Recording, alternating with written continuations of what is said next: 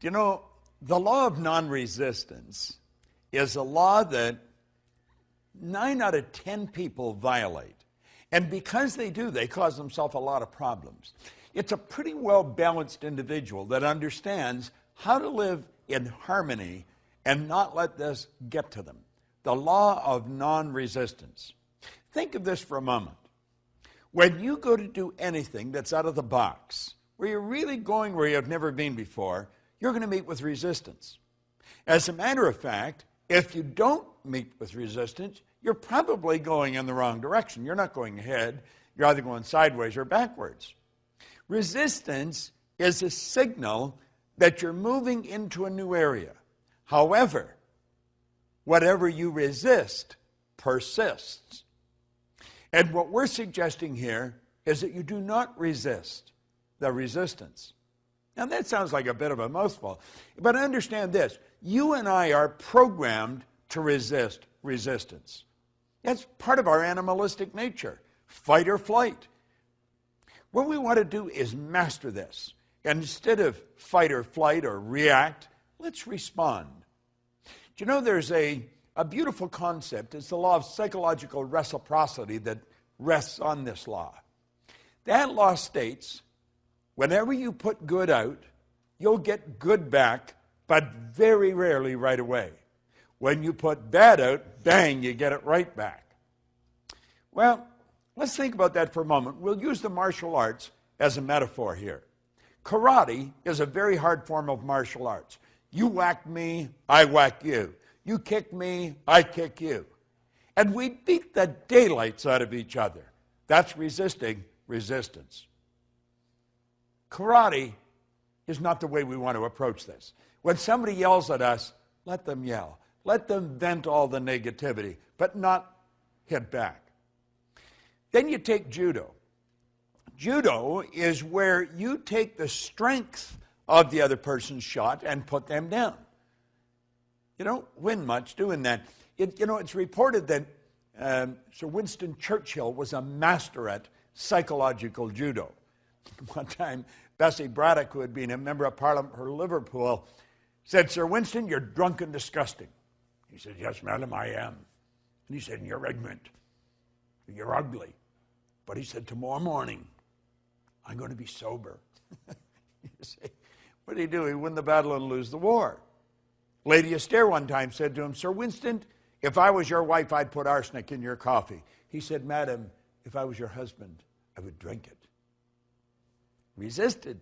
He loses.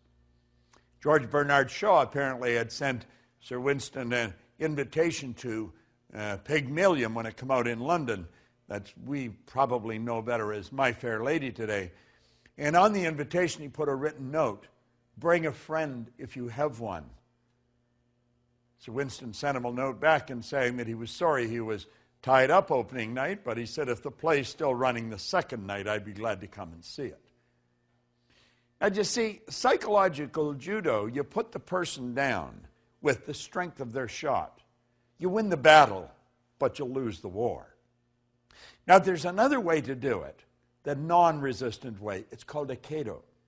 That's where you take a shot at me, I duck and let it keep on going. I take it and I duck and keep. You kick, I duck and keep on, let it keep on going. I do not let you touch me. I don't fight back. I stay fresh. And when you've vented all your negative energy, I'm as fresh as a daisy and I can lead you to where you want to go. That's non-resistance. See, there's a law of non-resistance. Whatever you resist persists. So the next time you meet with resistance, rather than fight back, just let it go. It's not that important.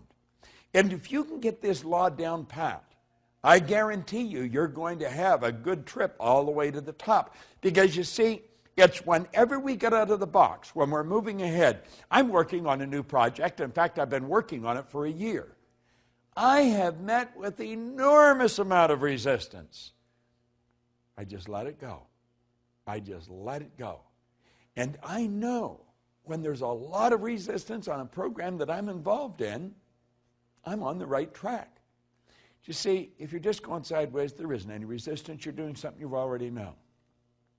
The law of non-resistance of these 11 laws that you're getting, this is one of the most important. Burn it into your mind. And remember, don't react, respond. I remember, to close off with, I was doing a seminar with a bunch of teenagers in Hawaii one time. And I asked the kids, I said, what's the difference between reacting and responding? This one little 15-year-old girl looked off into space, and she put her hand up. And she says, reacting is a habit. To respond, you have to think. It was the best answer I'd ever got. 15 years old. To react is a habit. To respond, you have to think. Now think of this. When you react, whatever it is that's causing you to react wins. You lose. When you respond, you win. The law of non-resistance. It's a great law to understand. Use it, and you'll win. This is Bob Proctor, and thank you.